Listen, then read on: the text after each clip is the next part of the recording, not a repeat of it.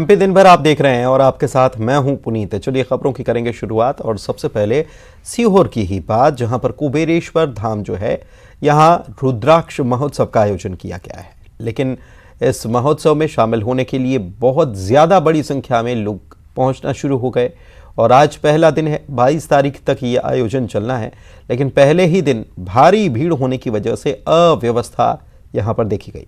इस दौरान महाराष्ट्र से आई एक महिला श्रद्धालु की मौत तक हो गई, जबकि कई लोगों की तबीयत बिगड़ गई, जिसके बाद उन सबको अस्पताल ले जाना पड़ा। बताया यह भी जा रहा है कि श्रद्धालु इतनी बड़ी संख्या में सीहोर पहुंचे कि तमाम व्यवस्थाएं नाकाफी साबित हो गईं। सड़क पर लंबा जाम देखने को मिला। कुछ लोगों ने व्यवस्था को लेकर शिकायत की। कई लोगों की यह भी शिकायत थी कि उनके अपने कहीं खो गए हैं, उनसे वो संपर्क नहीं कर पा रहे हैं। मोबाइल का नेटवर्क भी यहां ठीक तरीके से काम नहीं कर रहा है। कुछ लोगों ने व्यवस्था को दोष नहीं दिया।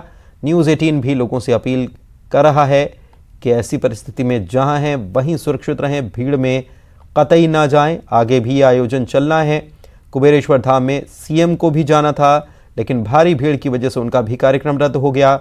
हालात को सामान्य करने और लोगों की मदद के लिए स्थानीय प्रशासन, स्वयंसेवक लगातार लगे हुए हैं। महाशिवरात्रि का पर्व आने वाला है। लोगों के साथ प्रशासन को भी ज्यादा सतर्क रहने की जरूरत है।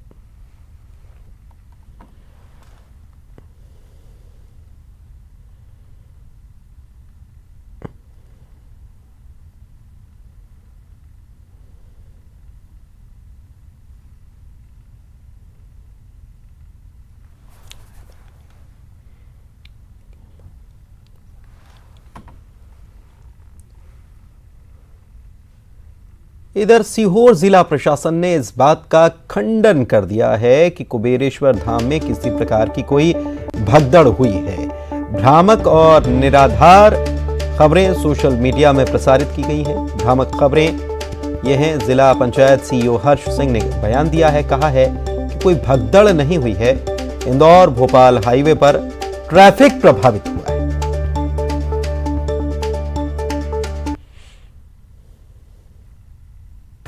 सीहोर स्थित कुबेरेश्वर धाम में रुद्राक्ष महोत्सव के दौरान भारी संख्या में श्रद्धालुओं के आने के कारण इंदौर भोपाल स्टेट हाईवे अवरुद्ध रहा है। पुलिस एवं प्रशासन द्वारा लगातार व्यवस्था बनाई जा रही है। इसी दौरान कुछ लोगों द्वारा सोशल मीडिया पर यह भ्रामक प्रचार किया गया कि कुबेरेश्वर धाम में भगदड़ मची है एवं 2000 से ऊपर लोगों को भर्ती कराया गया है। ये बिल्कुल निराधार और तथ्यहीन बात है। ना ही तो वहाँ कोई किसी प्रकार की भगदड़ हुई थी और ना ही लोगों को हॉस्पिटल में भर्ती कराया गया है। पुलिस एवं प्रशासन द्वारा हर पॉइंट पर तैनात होकर व्यवस्था बनाई जा रही है। इसमें आमजन का भी सहयोग प्राप्त हो रहा है एवं गैर शासकीय संगठन भी इस आयोजन में पूरी तरह मदद कर रहे हैं। सीहोर में रुद्राक्ष महोत्सव चल रहा है तो छतरपुर के बागेश्वर धाम में धार्मिक कुंभ लगा हुआ है। महायज्ञ का चौथा दिन रहा। धीरेन्द्र शास्त्री का दिव्य दरबार भी यहां पर लगाया गया।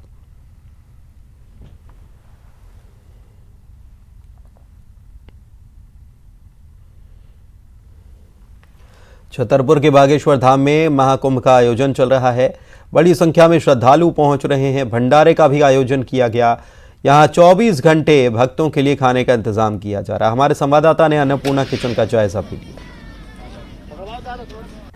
न्यूज़ 18 की टीम इस वक्त मौजूद है बागेश्वर धाम में और बागेश्वर धाम की एक एक चीज जो है हम आपको लगातार दिखा रहे हैं। और आज हमारे कैमरे पर हम आपको देखने को मिलेगा बागेश्वर धाम का मेगा किचन। जी हाँ, हम इस वक्त मेगा किचन में मौजूद हैं। आप देख सकते हैं कि 24 घंटे ये किचन चलता है और यहाँ जो लाखों श्रद्धालु पहुंचते हैं उनके भोजन की व्यवस्था होती है। आप देख सकते हैं कि बड़ी संख्या में महिलाएं जो है वो पूड़ियां बेलने का काम कर रही हैं, पूड़ियां सेकी जा रही है। जहां तक देखिए दूर दूर तक तमाम जो भट्टियां लगाई गई हैं उस पर पूड़ियां सेकने का काम किया जा रहा है। वहीं अगर आप दूसरी तरफ आप अगर देखेंगे तो ये जो भट्टियां इस तरफ जो है उस पर सब्जी जो है वो लगातार बनाई जा रही है। किचन जो है वो 24 घंटे चलता है। बागेश्वर धाम सरकार की, बालाजी सरकार की और पूज्य गुरुदेव भगवान की बहुत असीम कृपा है। और गुरुदेव भगवान का जो संचालन है और जो उनका पूरे काम करने का माने उनके शिष्य मंडल का काम करने का तरीका वो बहुत अलग है। आपने देखा कि देखो पूरा हाथ से पूड़ियाँ बन रही हैं। पूड़ियाँ बन के ट्रॉली में, मीठा भी जो तैयार हो रहा है वो फिर ट्रॉली में जा रहा है। सब्जी बिल्कुल बड़े बड़े भागवान में जा रहा है। और आपको बताएं कि मंगलवार के दिन तो यहाँ 7 लाख आदमी ने भोजन किया था, और अभी आज के प्रतिदिन का एवरेज कल जैसे 6-7 लाख लोगों ने खाना भंडारा प्रसादी लिया था। आज भी अभी जो देख रहे हैं आप चल रहा है, जो सुबह 11 बजे से चल रहा है और ये रात को 11-12 बजे तक चलेगा। लगभग आज भी हमें लगता है एवरेज 5-7 लाख के आसपास रहेगा, 7 लाख से नीचे नहीं जाएगा। तो देखिए, जो भोजन प्रभारी हैं वो बता रहे हैं कि 5 से 7 लाख लोग जो है वो प्रतिदिन यहाँ भोजन कर रहे हैं। आप देख सकते हैं कि किस तरीके से जो ट्रॉलियां आपको नजर आ रही हैं, इसमें जो है वो भोजन जो है वो भर के रखा हुआ है। ये यहाँ पर आप देखेंगे तो इसमें जो पूड़ियाँ रखी गई हैं, इसके अलावा जो मिष्ठान है वो रखा जाता है, इसके अलावा जो सब्जी है या दूसरी अन्य जो खाद्य पदार्थ हैं जो यहाँ तैयार किए जा रहे हैं वो लगातार इन ट्रॉलियों में रखे जाते हैं और उनको ढककर रखा जाता है ताकि किसी तरह की ठंडी ना हो पाए, क्योंकि जो लोग यहाँ पहुँच रहे हैं उनको गरम गरम पूड़ियाँ यहाँ खाने को मिले। और जैसा कि मैंने कहा कि 24 घंटे ये किचन जो है वो संचालित होता है और लगभग 14 घंटे तक ये भंडारा चलता है। ये आप नजारा देख सकते हैं कि ये जो पंडाल है इसमें जो है वो लोग हैं, जो लोग यहाँ श्रद्धालु पहुंचते हैं वो यहाँ पर आकर भोजन प्रसादी पाते हैं। तो ये कहें कि जो अभी महायज्ञ जो चल रहा है उसमें जो देश विदेश या दूर दराज से जो भी श्रद्धालु यहाँ पहुंच रहे हैं उनके भोजन पानी की यहाँ पर पर्याप्त व्यवस्थाएं की गई हैं। कैमरामैन दीपक कुमार के साथ शैलेंद्र सिंह, न्यूज 18। और छतरपुर जिले के बागेश्वर धाम में चल रहे महायज्ञ में शामिल होने के लिए नगरीय प्रशासन मंत्री भूपेंद्र सिंह भी गए थे और उन्होंने पंडित धीरेन्द्र शास्त्री से मुलाकात की। इस मौके पर हिंदू राष्ट्र और हिंदुत्व पर उन्होंने क्या कहा, ये सुनिए। संत अपने विचार रखते हैं, पर भारतीय जनता पार्टी का स्पष्ट रूप से मानना है कि भारत जो है हमारा वो सांस्कृतिक राष्ट्रवाद के आधार पर हम लोग भारत को आगे बढ़ाना चाहते हैं और सांस्कृतिक राष्ट्रवाद के आधार पर, भारत की संस्कृति के आधार पर, भारत में राष्ट्रीयता के आधार पर हमारा भारत देश आगे बढ़े। और साथ ही महात्मा गांधी जी ने, डॉक्टर अंबेडकर साहब ने भारत में राम राज्य के स्थापना की संकल्पना की थी। वो राम राज्य के आधार पर, राम राज्य के मूल्यों के आधार पर, राम राज्य के आदर्श के आधार पर ये भारत देश आगे बढ़े, ऐसा हम लोग मानकर चले। शुक्रवार को मुख्यमंत्री ग्वालियर के दौरे पर रहेंगे। ग्रामीण क्षेत्र के लिए विकास कार्यों की सौगात उनके द्वारा दी जाएगी। शिवराज सिंह चौहान ग्वालियर ग्रामीण विधानसभा क्षेत्र के लिए 185 करोड़ 55 लाख के विकास कार्यों की आधारशिला रखने वाले हैं। साडा क्षेत्र में आयोजित होने वाले भव्य कार्यक्रम में सीएम के साथ ग्वालियर ग्रामीण विधानसभा से विधायक और प्रदेश सरकार में उद्यानिकी मंत्री भारत सिंह कुशवाहा भी मौजूद रहेंगे। इस मौके पर केंद्रीय मंत्री सिंधिया और केंद्रीय मंत्री नरेंद्र सिंह तोमर के भी शामिल होने की संभावना। ग्वालियर ग्रामीण के लिए एक सौगात नहीं, कई सौगातें माननीय मुख्यमंत्री जी ने दी हैं। 17 तारीख को ग्वालियर ग्रामीण विधानसभा में उनका आना हो रहा है और क्षेत्र की जनता और मैं स्वयं उनका अभिनंदन करेंगे। अभिनंदन इसलिए करेंगे कि उन्होंने पानी के लिए विशेष रूप से साडा को जो 68 करोड़ की योजना दी है। सीएम कल सीधी जिले के भी दौरे पर रहने वाले हैं। लोहिया के अमलकपुर गांव जाएंगे और भू अधिकार पट्टा वितरण समारोह में शिरकत करेंगे। 10,000 से ज्यादा हितग्राहियों को भू अधिकार पट्टों का वितरण किया जाएगा। 143 करोड़ की लागत के विकास कार्य और लोकार्पण होने हैं। 241 करोड़ की लागत के विकास कार्यों का शिलान्यास होना है। कई हितग्राही योजना के हितग्राहियों को मुख्यमंत्री की तरफ से पत्र भी वितरित किए जाएंगे और कुल 385 करोड़ की बात कही जा रही है कि यहां पर योजनाओं का शिलान्यास, लोकार्पण और पट्टे और आदि सभी चीजें जो है उसकी लागत कुल 385 करोड़ बताई। मुख्य रूप से मुख्यमंत्री आवासीय भू अधिकार योजना में काफ़ी अच्छी कार्य किए गए हैं सीधी जिले के सभी तहसीलों में, तो उसके पट्टे वितरण का कार्यक्रम रहेगा। इसके अतिरिक्त अन्य हितग्राही मूलक जो योजनाएं हैं उसके हित लाभ वितरण के भी कार्यक्रम रहेंगे और विकास कार्यों के जो अधोसंरचनात्मक कार्य हैं उनके भूमि पूजन और जो कार्य पूर्ण हो चुके हैं उनका लोकार्पण का भी कार्यक्रम।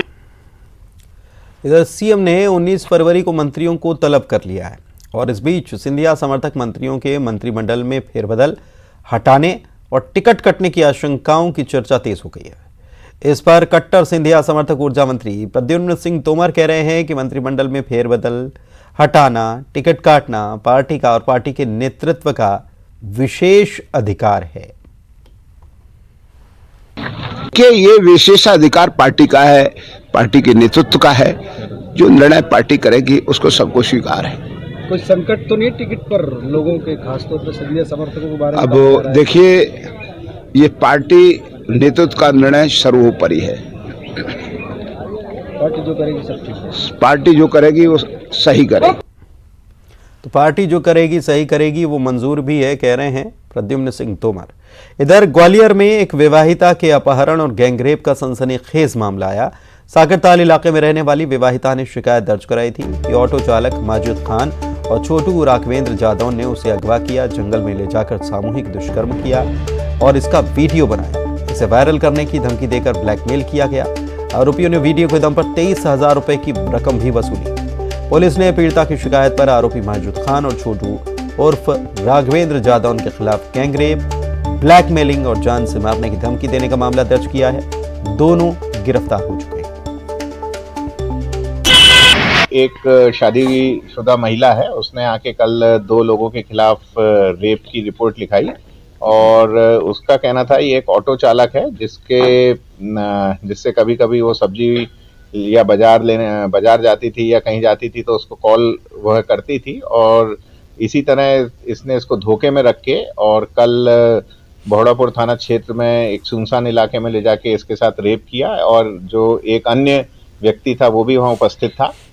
इन दोनों के खिलाफ रेप की रिपोर्ट थाना बहोड़ापुर में दर्ज हुई, परंतु बहुत ही सजगता से और तत्परता से कार्य करते हुए दोनों आरोपियों को गिरफ्तार कर लिया गया है और अब उनको माननीय न्यायालय के समक्ष प्रस्तुत किया जाएगा। जबलपुर में एनएसयूआई का हंगामा, आरडीवीवी में एनएसयूआई का हंगामा। एनएसयूआई कार्यकर्ता करने गए थे प्रदर्शन, बमबाजी की घटना के विरोध में प्रदर्शन। पुलिस के साथ भिड़े एनएसयूआई के कार्यकर्ता, पुलिस और एनएसयूआई के बीच धक्का मुक्की।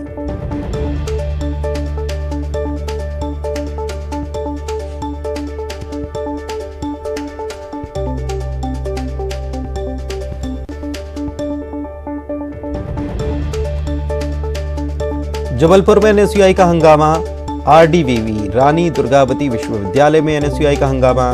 कार्यकर्ता करने गए थे प्रदर्शन, बमबाजी की घटना के विरोध में प्रदर्शन था। पुलिस के साथ कार्यकर्ता भिड़ गए और धक्का मुक्की भी हो गई। मंडला से खबर, नारायणगंज बीजेपी मंडल अध्यक्ष मनोज मिश्रा की कार को पीछे से आ रहे वाहन ने टक्कर मार दी। टक्कर लगने के बाद मंडल अध्यक्ष की कार 50 फीट नीचे खाई में जा गिरी। दुर्घटना में मनोज मिश्रा और एक महिला को चोटें आई हैं, गंभीर रूप से वो जख्मी हुए हैं। इन्हें इलाज के लिए जबलपुर रेफर किया गया। मनोज मिश्रा कोंड्रा गढ़ार में विकास यात्रा में शामिल होने के लिए गए हुए।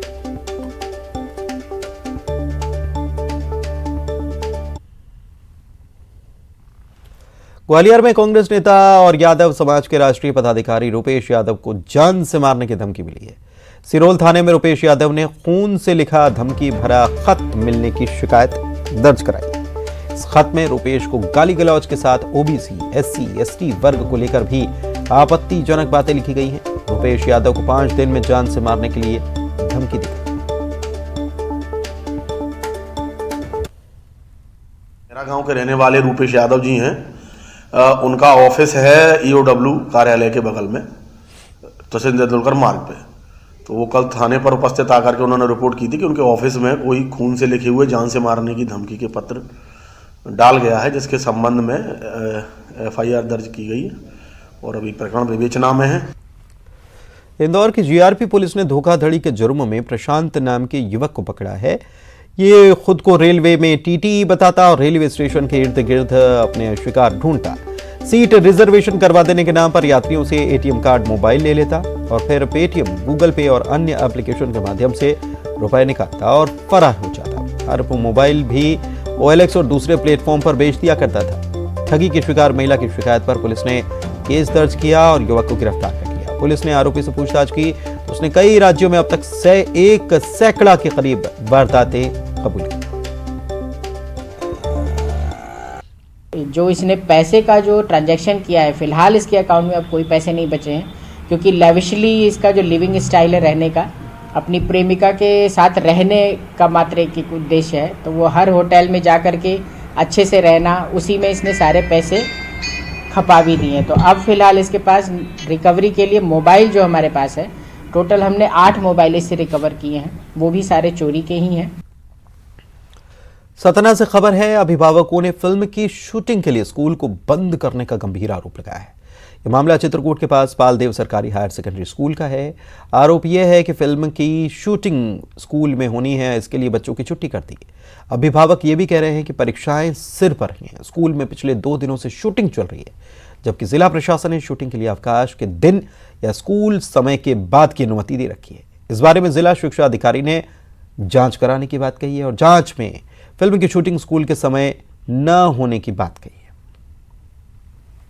बंद रहा विद्यालय, सारा दिन विद्यालय बंद है। कितने बजे से यहाँ शूटिंग चल रही है? 7 बजे से 5 बजे तक कोई बच्चे नहीं। अच्छा, यहाँ के शिक्षक तो कह रहे हैं कि विद्यालय खुला था। नहीं खुला था, एक दिन इसी तरह बोटिंग का प्रोग्राम हुआ है, उसमें भी विद्यालय डिस्टर्ब हुआ है दोपहर को। मास्टर पैसा लेते हैं यहाँ के विद्यालय। इसकी जानकारी लेने पर प्रधानाध्यापक के द्वारा और विद्यालय के प्राचार्य के द्वारा बताया गया कि शूटिंग के लिए प्रशासन के द्वारा अनुमति जारी की गई थी, लेकिन विद्यालय समय में ये अनुमति जारी नहीं हुई थी। विद्यालय पूरे समय संचालित रहा, बच्चों को मध्याह्न भोजन भी बांटा गया और कक्षाएं संचालित थी। इस संबंध में प्राचार्य और प्रधानाध्यापक से लिखित प्रतिवेदन भी प्राप्त किया गया है और उनके द्वारा लेख किया गया। ग्वालियर में क्राइम ब्रांच ने डॉलर के नाम पर ठग गिरोह का पर्दाफाश किया। क्राइम ब्रांच की टीम ने गिरोह के एक सदस्य को दिल्ली से पकड़ा है। 20 अमेरिकी डॉलर का नोट इसके पास से मिला है। पूछताछ में पता चला कि डॉलर के नाम पर ठगी करने वाली गैंग में 3 लोग हैं। 2 अन्य फरार आरोपियों की तलाश में ग्वालियर पुलिस लगातार दबिश दे रही है। साथ ही अभी दिल्ली में होना बताया जा रहा है, जिसके लिए हमारी टीम गई है। तो कुल मिला के ये एक अच्छा गैंग ट्रेस किया है बाहर का, जो कि यहाँ आके और लोगों को लालच देके पैसे, आधे पैसे में डॉलर दे रहा था। और अभी पकड़ने के बाद अब इनसे पूछताछ की जा रही है कि और कितने लोगों को इन्होंने इस तरह से ठगा है, और संभवतः ये न्यूज़ कल जब भी आएगी तो हो सकता है कुछ और फरियादी भी आए जिनको इन्होंने ठगा हो। मंदसौर से खबर, एक महिला जब अपने परिजनों से मिली तो वो भाव बेहल होकर फूट फूट कर रोने लगी। परिजनों से मिलने के बाद उसे इतनी खुशी हुई कि उसका रोना थमने का नाम नहीं लिया। परिजन भी उसे रोता देख अपने आंसू नहीं रोक पाए। दरअसल इंदौर के एक शिपरा थाना क्षेत्र के खेड़ा गांव की रहने वाली सुनीता 6 महीने पहले अपने घर से खो गई। वो मंदसौर के विक्षिप्त मानसिक रोगी महिला पुनर्वास केंद्र में बीते 1 महीने से रह रही थी। केंद्र ने उसे उसके परिवार से मिलाने में मदद की।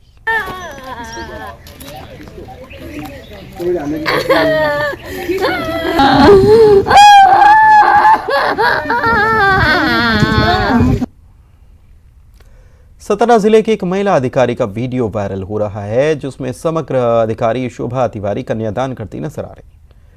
हर कोई इस वीडियो की चर्चा कर रहा है। दरअसल जिले में इन दिनों मुख्यमंत्री कन्यादान योजना के तहत सामूहिक विवाह सम्मेलन का आयोजन किया जा रहा है। इसी के तहत अमरपाटन में कन्या विवाह कार्यक्रम के दौरान एक जोड़ा ऐसा था जिसके माता पिता नहीं थे। इस बात समग्र अधिकारी शोभा तिवारी को पता चली तो उन्होंने खुद कन्यादान किया। हिंदू रीति रिवाज के तहत अधिकारी ने जोड़ों के पैर भी धोए और कुछ नकद राशि नवयुगल जोड़ों को भेंट की। जी हाँ, यहाँ पर चूँकि हम मेरा विभाग और मेरा स्टाफ सभी हम शासकीय सेवक घरातियों की तरह कार्य कर रहे हैं, तो जिन कन्याओं के अभिभावक नहीं पहुँच पाते हैं तो हम उनका कन्यादान भी कर देते हैं, ताकि उन्हें फील ना हो कि उनके साथ उनके अभिभावक। यहाँ पर 13 आइटम का सेट दिया जा रहा है। जो वधू को उपहार सामग्री है उनको आभूषण भी दिए जा रहे हैं और 11,000 रुपये का चेक। कहते हैं प्यार कभी बूढ़ा नहीं होता, प्यार की कोई उम्र सीमा भी नहीं होती।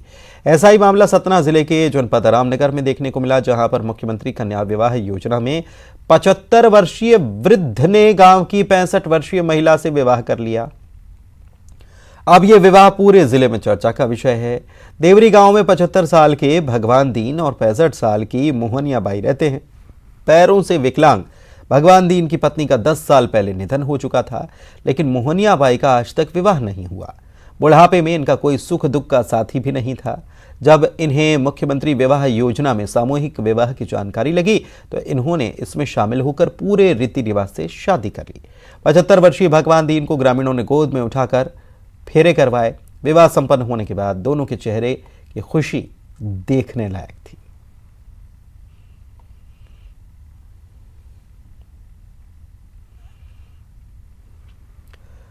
उज्जैन महाकाल मंदिर में शिव नवरात्र पर्व के 7वें दिन महाकाल बाबा का उमा महेश के रूप में श्रृंगार किया गया।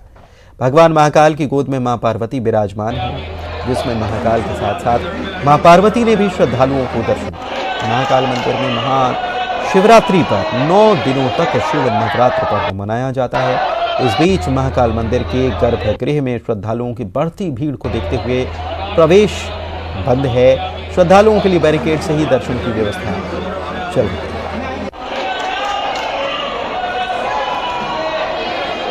7वें दिन का जो श्रृंगार भगवान का है, उसमें उमा महेश की प्रतिमा भगवान पर धारण की है और इसका जो दर्शन लाभ है वो पार्वती जी को भगवान ने अपनी गोद में बैठाया है।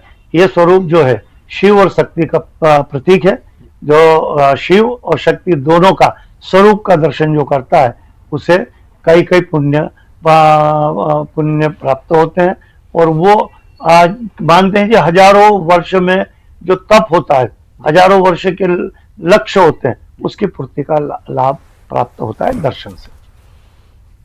इंदौर के विश्व प्रसिद्ध खजुराना गणेश मंदिर में दर्शन करने के लिए 500 रुपए शुल्क लिया जा रहा है, जिसका विरोध शुरू हो गया है। श्रद्धालु इसे भक्तों को भगवान से दूर करने की साजिश बता रहे हैं। कांग्रेस ने इसे जजिया कर बता दिया है।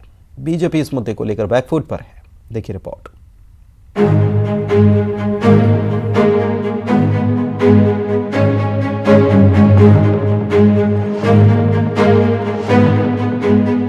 इंदौर के खजुराना गणेश मंदिर में अगर आपको प्रथम पूज्य भगवान गणेश के दर्शन करने हो तो आपको पहले 500 रुपए की रसीद कटवानी होगी, तब जाकर आप भगवान गणेश के दर्शन और अभिषेक कर पाएंगे। जबकि इससे पहले कभी इस मंदिर में दर्शन के लिए कोई शुल्क नहीं लिया जाता था। वहीं विडंबना देखिए कि जब प्रदेश के महाकाल मंदिर समेत बड़े मंदिरों के गर्भगृह में प्रवेश दिया जा रहा हो और लोग गर्भ में जाकर भगवान की पूजा पाठ कर रहे हैं, ऐसे में सिर्फ खजुराना गणेश मंदिर इकलौता ऐसा मंदिर है जहां गर्भगृह में प्रवेश पर रोक लगी है। इसको लेकर देश विदेश से आने वाले श्रद्धालुओं में खासा आक्रोश है। वैसे भक्तों को भगवान से दूर करने की साजिश बता रहे हैं। समस्या क्या, प्रसाद वगैरह चढ़वाना पड़ता है तो ये दूर से ले लेते हैं, वहीं रख देते हैं। तो अपन को ये लगता है कि आगे जाके थोड़ा करें, उसके लिए रसीद कटवानी पड़ती है। बस यही है, रसीद कटवाइए तब अंदर यहाँ से जाने मिलेगा। एक रसीद पे 2 लोग जाएंगे, 100 रुपए की एक कटवाइए। हम लोग एक ही फैमिली के तो भी चारों एक साथ नहीं जाएंगे। आप एक ही फैमिली हाँ। वहीं गणेश मंदिर में दर्शन के लिए शुल्क लेने के मामले पर सियासत शुरू हो गई है। मुख्य विपक्षी दल कांग्रेस ने भी इस पर आपत्ति जताई है, क्योंकि चुनावी साल में सियासी दल जनता से जुड़े हर मुद्दे को भुनाने में लग गए हैं। ये मामला हजारों लोगों की आस्था से जुड़ा है, इसलिए कांग्रेस इसे मुद्दा बना रही है। कांग्रेस के प्रदेश प्रवक्ता नीलाभ शुक्ला ने बीजेपी पर निशाना साधा। सीधी बात है भाई। रायपुर से बड़ी खबर है कि सीएम भूपेश बघेल ने निशाना साधा है पूर्व सीएम रमन सिंह पर। एक के बाद एक ट्वीट किए हैं और ट्वीट में क्या क्या लिखा है ये आप देखिए। ठाकुर साहब, सवाल एनआईए की जांच पर नहीं, सवाल कथित नक्सली हत्या के षड्यंत्र की जांच का है। षड्यंत्र की जांच हमारी पुलिस करती है तो एनआईए अपना क्षेत्राधिकार बताकर जांच अपने हाथ में ले लेती है। आयोग बनाते हैं तो धर्मलाल कौशिक जो हैं वो न्यायालय से स्टे ले आते हैं।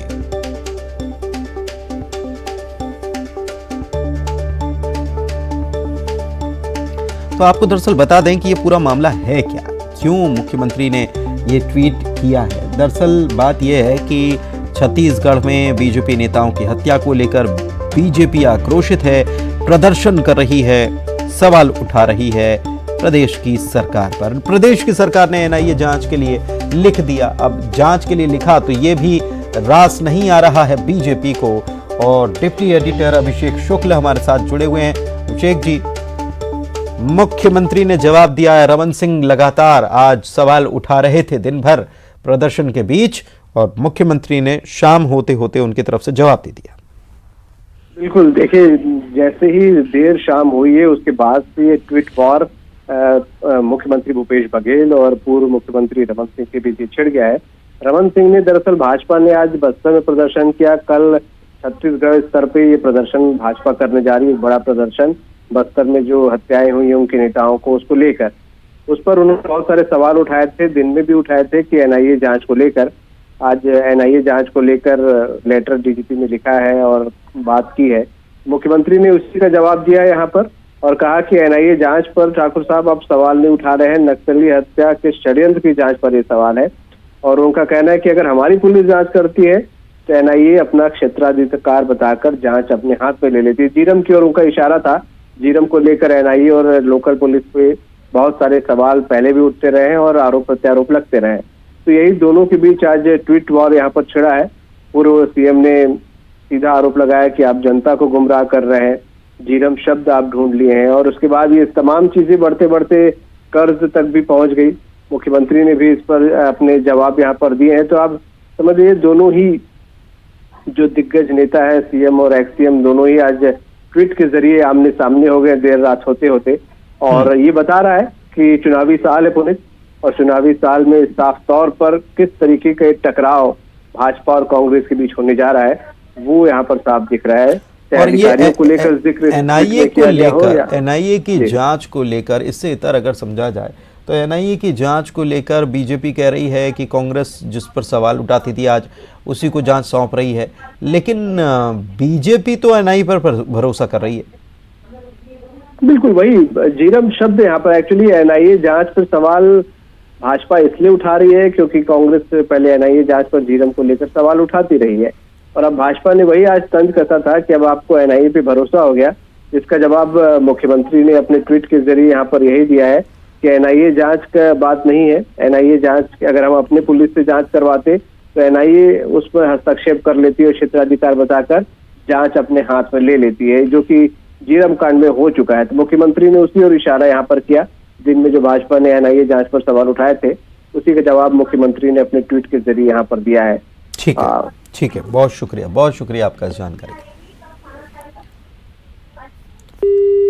और इसी के साथ एमपी अब तक के इस बुलेटिन में इतना ही। नमस्कार।